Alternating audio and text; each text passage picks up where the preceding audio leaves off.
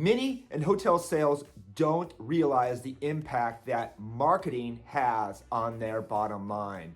I've got Connor Delaney here from Impact, who brings a very unique perspective to the conversation today because he has bought event space in the past and is an expert marketer. You're going to want to check this out. Let's go.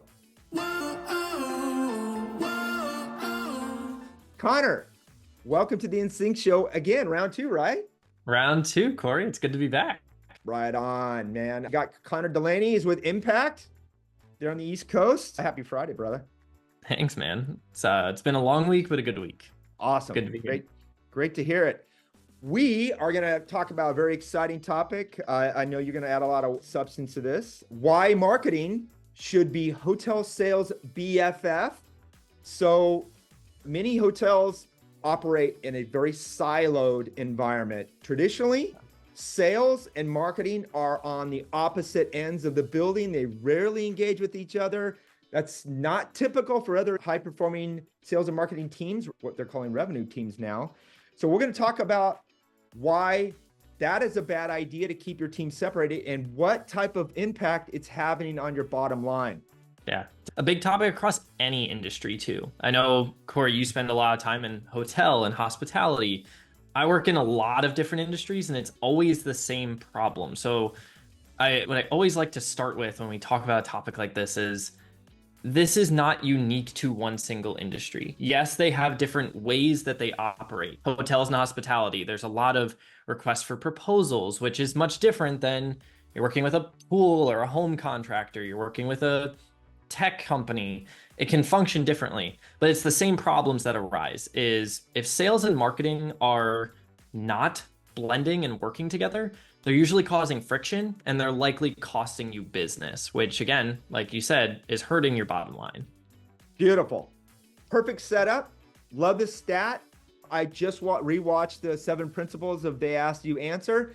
Marcus had talked about 70, 80% of what was sales is now marketing. Now it's 95% plus. So can you explain what in the world is going on here, by the way? Yeah. So traditionally, if you looked at the way buyers bought 20, 25 years ago, there wasn't a ton of information out there. So a lot of the work came to, it's an easy example, but it's a silly one of you show up on a car lot and you talk to a salesperson and they educate you on all these different cars and they sell you the car that they think you want. And today, buyers have more information and more knowledge at their disposal because of things like the internet and now with tools like AI that makes it more accessible than ever before. So while many traditional or old school sales teams believe they own a good majority of the buying process, you're going to find that the people that are getting in contact with you, that are buying from you, are doing a lot of research ahead of time. They're learning, what do I need to understand about this? They make a more educated buying decision than they did in the past. And so what that requires is your marketing team is taking them through a majority of the sales process. What we originally found at Impact was buyers, maybe 10 years ago, 10 years ago, were getting about 80% of the way through their buyer's journey before they contacted you. Like you mentioned, Cory, with things like COVID and the evolution of tech, it has sped that up where we're now looking at 90, 95% of that buyer's journey. Again, industries depend, but most of that buyer's journey is done before they contact you.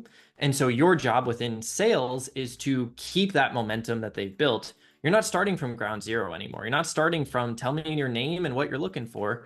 Most of the time, you should have a whole bunch of information and data around what this buyer might be looking for before they get in contact with you. Then your job is to cater a solution to what they need and to keep that momentum moving forward. Ironically, you started this whole, your answer with the car lot, right? Oh yeah. Remember back in the day, we had to go to the car lot to buy a new car? Oh yeah. We don't even have to go to a car lot.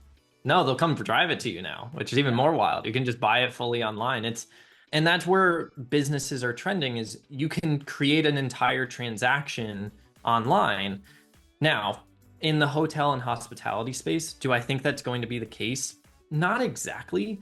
But buyers do have the option, or at least should have the option to do so, where they can, if they like the space and they're ready to make a quick buying decision, you shouldn't create friction by forcing them to come in, by make it as simple and easy as possible.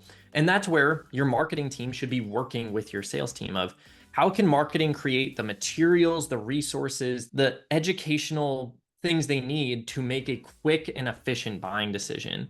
Most of the time, what we see is there's too much time spent on book a call, request a quote.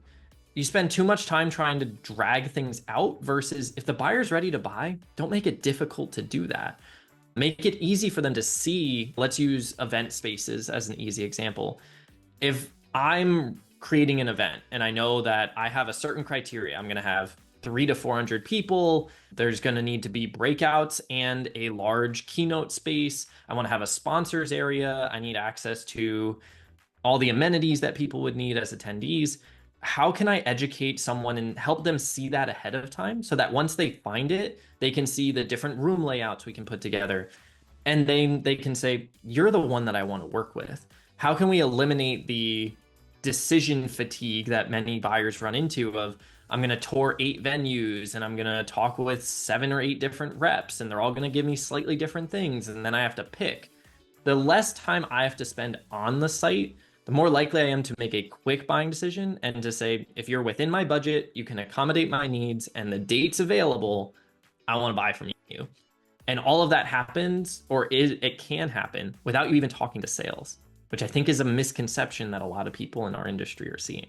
That was very well said. And ironically, you mentioned the word friction, and it gets back to that notion of we won't put everything that we have on the website because then if we do, they won't have to call us. We talk about that in that whole concept of pricing.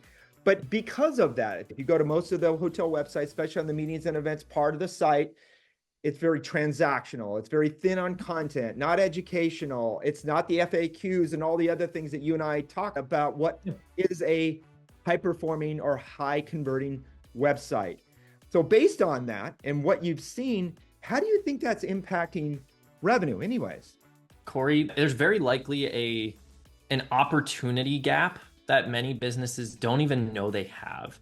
And where I start when I say that is, most businesses are not tracking the right metrics or the right KPIs to even know who's getting to their website and not converting, who's taking certain actions or doing certain things and not becoming a customer. They don't know how to actually track the drop off. And so when I think of opportunity, it's how many people are getting to this page or don't even end up on that events page and don't convert, because they don't see enough information that makes them want to do it. So there's that opportunity lost of just new business that we never even got a chance to be in front of because we didn't give them everything they needed to even say, I want to learn more. That's a huge one because it's the untapped market. On the flip side, when you are holding back information, buyers aren't stupid. Buyers recognize when you are not giving them the information they need. It creates that what we call the F word of the internet, which is frustration, and they're turned off, or they want to leave, or they do the tour and they say, I got to go talk to my boss. And guess what? You never hear from them again. And when you create that friction, you're now losing opportunities because you weren't willing to give them the information that very likely a competitor is willing to give them in some way, shape, or form. Now, for a lot of folks, there isn't that competitor yet. So buyers are just getting frustrated by everybody and they end up making a decision that they don't love, but they make it because they have to, because it's their job to. So instead, there's a huge opportunity within that of, imagine if you were one of 6 businesses or 6 spaces that was part of a request for proposal, that you filled this thing out. If you had the ability to stand out, how many more bids do you think you'd win? How many more events do you think you'd put on? And in turn, how much more revenue do you think you would drive? If you were just willing to be the one business that stands out and shares more and answers the uncomfortable questions, puts the content and resources out there, helps you really sit in the buyer's shoes. What do they need to make a buying decision? What do they need if I'm the person? And again, I ran events for a number of years here at Impact. We were a team of 2, so we could only do so much. Me and her name was Stephanie. Stephanie and I ran our events team. We had to divide and conquer everything. And our job was to find the best 3, 5, 10 spaces, go see all of them, make sure that they accommodate what we want, and make a decision. The more that you can stand out and you're not just a number 4 out of 6 of those RFPs you completed, the more likely you are to win the bid. And the more research they're learning from you, the more likely you're going to attract them as business too. So in terms of revenue, there's the opportunities of the unknown, and there's very likely, if I was going to guess, and Cory, correct me if I'm wrong, like when you do a request for proposal and you go and fill that out, was it maybe a 40% win percentage? Oh, if no. that, it's probably much lower, right? 5 to 10, maybe. And so imagine if you could go from, let's call it 10%, we'll be on the nice side. If 10 became 25%, what a game changer in revenue that would be. But I imagine for most folks, it's because you look like everyone else. And so when we think about those two opportunities, there's so much revenue potential just by willing to give buyers the information they need and not holding it behind closed doors and saying, you need to talk to our team, you need to come on site. Because frankly, you're probably not winning them at that stage. You're winning them before, and they're validating their decision when they get on site with you. So in that same line of thinking, is it also logical to think if you were part of that RFP process and you were able to build more value, making your venue a much easier to stand out? I'm assuming price isn't always the deciding factor, because we talk about this race to the bottom, right? And if your RFP is sitting on the desk with 20 others and you're just like everything else, it comes down to traditionally price, really. So if you're creating almost like a no-brainer situation where your property is head and shoulders above every other, and at the end, we're going to talk about your specific example, but in this notion of, especially if you're not a seasoned planner, you're not familiar with the venue, and you're going, oh my gosh, I've got all these proposals on my desk, not sure which one to go with, but this one over here has an amazing team. They've got great ideas. They might be a little bit more expensive, but this is a no-brainer. I'm going with the safe one because my job's on the line. Doesn't that make a lot of sense as well? Yeah, and where this all comes back is, yes, price will be an objective for some. I imagine most folks listening to this are not always the cost-cutting, least expensive option, because you have a nice space, you put on great events, you have great staff. You're likely just not projecting that and delivering that message to customers, which is part of it. The other piece that always comes to mind here is, if you are slightly more expensive, you need to deliver an exceptional experience before the event itself. There can be so much buyer's remorse that can come from this of, I bought this space and now this person isn't as, again, this maybe goes for a little less polished option, but imagine the scenario, and I've been through it on both sides, of you book a space because it was the cheapest option, it was within your budget. You're not happy with the service or delivery where you're trying to get in contact with the event planner on site and they're not getting back to you quickly enough. Things aren't set up properly, all this frustration. Talk about revenue. Now this team is very likely, 1, not coming back, and 2, not recommending the space to anyone else either. And you've immediately lost business because you took a certain route. Now, some businesses are going to be more expensive than others. And again, some spaces are going to be more expensive than others. But I do think it's really important, as we all look at, if we are a slightly more expensive option, how do we deliver at every touch point? How do we make sure our marketing materials and our website is extremely clear? How do we make sure our sales team reiterates anything that's on the website? That consistency and clarity is going to win you business. Because if the sales team, forbid this ever happens, and never let it happen for anyone listening to this, if your marketing and your website says one thing and your sales team says another, that doesn't make them like the salesperson better. It makes them not trust your business, and they're not going to want to work with you. So instead, they're going to find somewhere that is more consistent, that they feel that they trust more.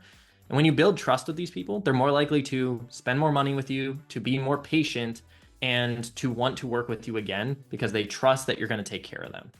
You brought up a really good point I hadn't thought about, and it's completely foreign to this industry, and it impacts revenue. It's this concept of dark social, right? You had mentioned word of mouth, referrals, DMs, any of that this industry is obsessed with attribution, how to track a click, and that's almost old school now, right? Where, like you said, if you had a bad experience at a property and you're telling your friends that was just not what I thought it was horrible.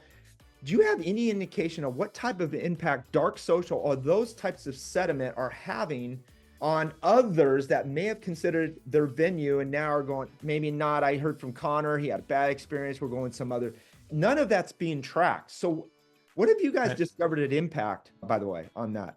Yeah, dark socials, this concept no one exactly knows how to say we're winning or losing in dark social, because it's one of those things that it's very anecdotal, it's very assumptive, but in one sense you'll have a clear understanding if you're doing well with it, because people are going to say, hey, I attended Impact's event 6 months ago and I loved the way they set up the space and I'm hosting my own event. You're only going to know if dark social is doing well for you. If it's doing poorly, you're left in the dark. The thing that I've found, right? So you can only win by it by being intentional with it. If you take care of your customers, if you make the ask, again, the biggest thing that I'll even say Impact struggles with sometimes, and I think everyone's a little hesitant to do in any industry, is, hey, is there anyone else? We had a great event. I'm so glad you enjoyed it. Is there anyone else you know that has an upcoming event that you think we should get in touch with or that you'd love to connect us with? People are so unwilling to make the ask, which makes dark social just, again, this cloud of unknown, instead of it being, imagine if you just had a system for making the ask at the right time with the right person. If you ask them right after the event, it's the event planner. I guarantee you they know 3 to 5 other event people that might be looking at doing events, that if you just put them in touch, now you've got a referral here, you've got a potential op there. You start to build this network of people. And if once you get that repeat business going, life becomes a lot easier for you versus having to outbid everyone and winning these opportunities, because now they're coming directly to you, which is a much different concept than your number 1 out of 10 on your request for proposal list. Like you said, on the desk, if we have 10 things on them, you're just another sheet of paper to them. But if they're reaching out to you directly, there's clearly a higher intent to work at your venue. I'm going to jump the gun here because the next question I have is tips. But you brought up a really good point, and this comes up all the time. The industry is obsessed with TripAdvisor and Yelp reviews. We all are. We all look at the reviews when we go on vacation.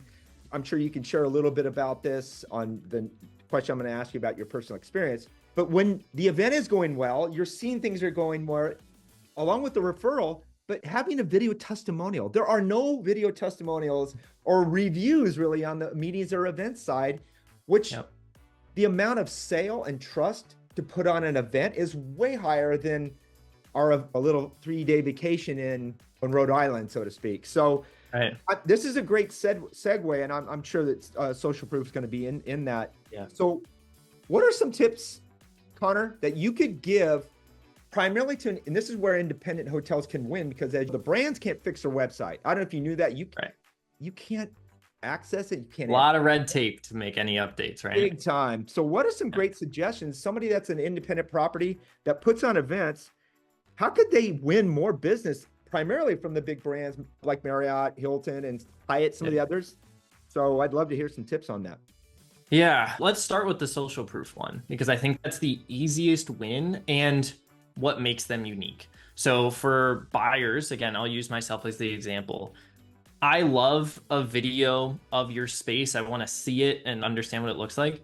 For me, I more so want to hear from customers you've worked with that tell me the journey they went on. And so beyond just a customer testimonial, what I like to call it is a customer journey video, where you're taking them from, here's where that event planner was before they had the space.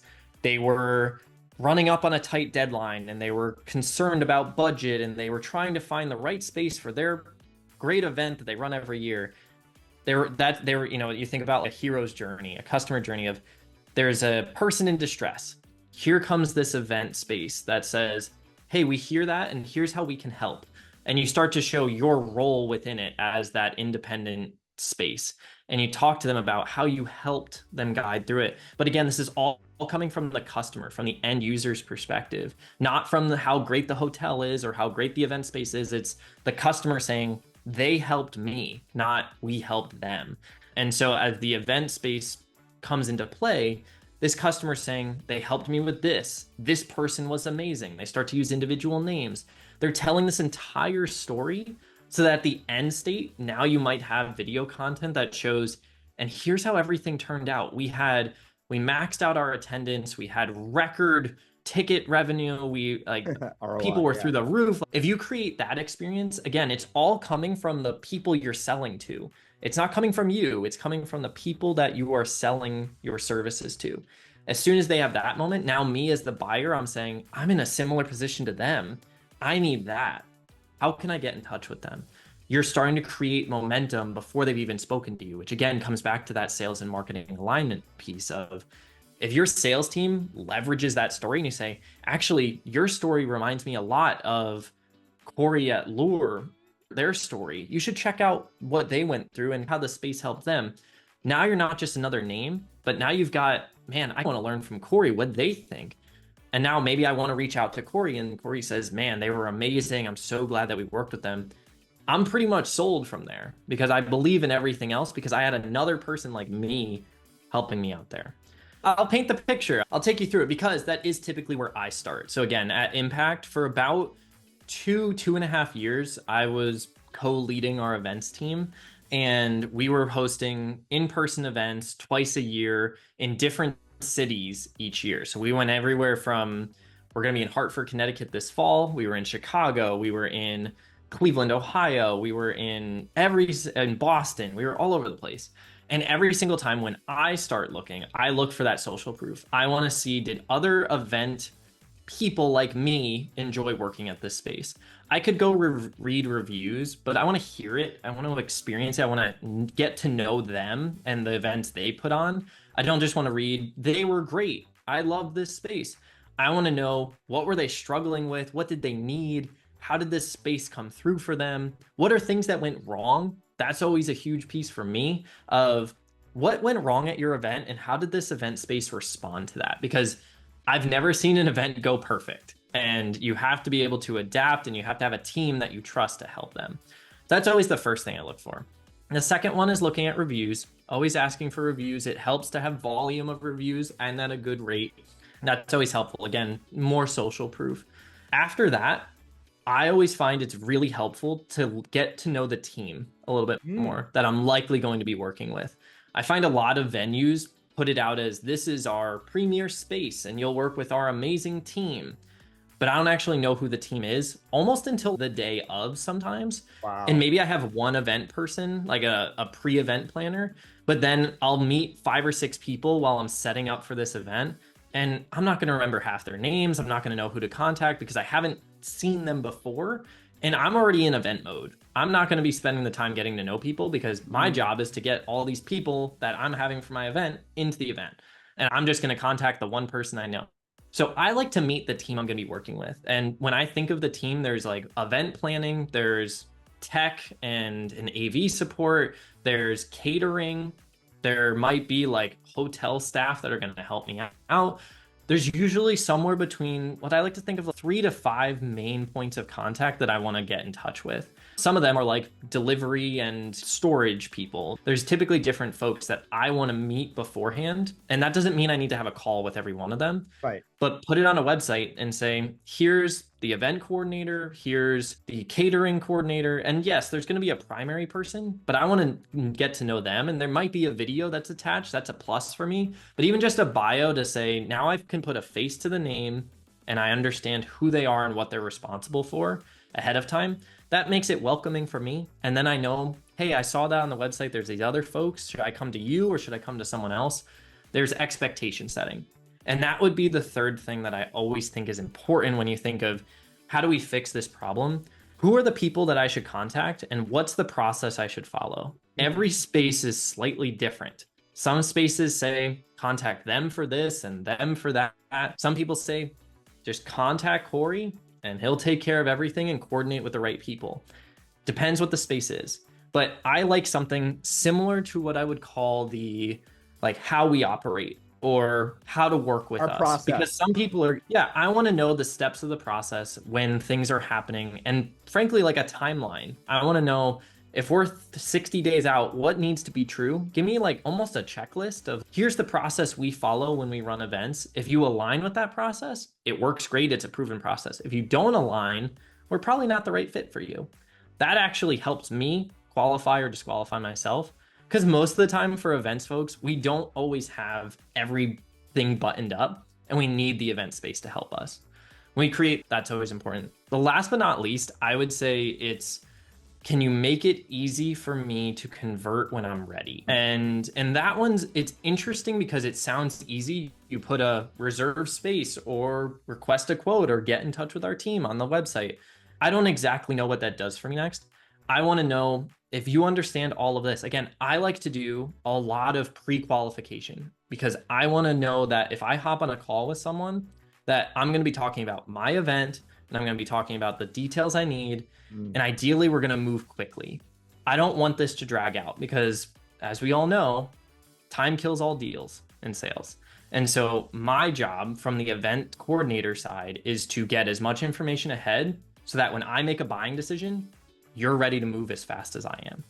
So the more that you can put that educational content, answer those questions ahead of time, like we've been talking about all episode, the more we can put that out there, the quicker it is for me to go and maybe fill out a form. I think about if we have a landing page video that says, when you're ready, fill out this form and here's what'll happen next. We're going to talk through your event. We're going to nail down the details. And by the end of that call, if everyone feels right, we can get that initial investment done. We can sign the contract and we can get started right away.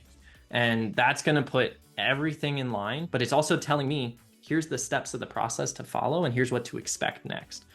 Those would be, I think, the 4 things I think I noted for.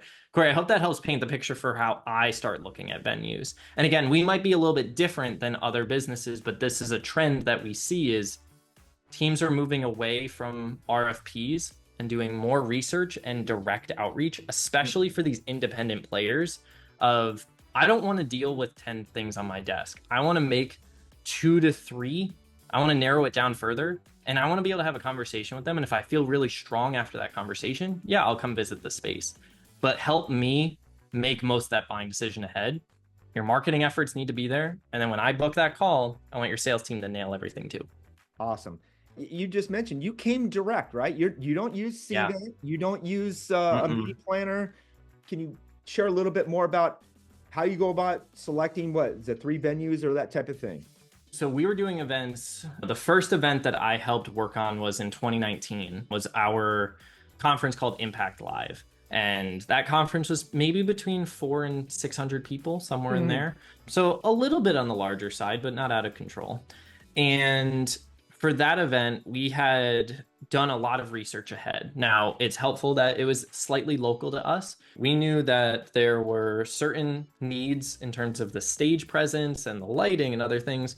We needed it to be accessible for folks, which again, there's some control within that, but there's also, you're only so close or so far to an airport kind of deal. So we needed it to be relatively nearby to get into and out of a space. But we do a lot of research ahead of time. We want to better understand the venues. We're willing to read and watch videos. And what we don't like to do, and I say we as in just our team, because it's still how we operate, is we don't like to have 50 conversations with 50 different folks. We really want to feel strongly and believe in, we know this space can help us. We know the reputation that they have. So we always go direct. We don't go through a CVent or another platform that helps us book, because as buyers, we want to have more control. We want to be able to control that journey. We want to be able to decide when we're ready. And frankly, as silly as this sounds, we don't want to have people spamming us about our event. So we're not going to reach out and put our emails everywhere and then be getting hoarded with emails saying, are you ready to chat? Let's talk about your event. We're here to help, blah, blah, blah. I only want to talk to the people that I want to talk to. I don't want to have every event coordinator in Southeast Connecticut reaching out to me. I want to have the ones I'm interested in. I will reach out to you. Again, me as a buyer, I want to control that journey as much as possible. And that doesn't mean I don't want to talk to a person. Sure. But it means I want to talk to them my terms.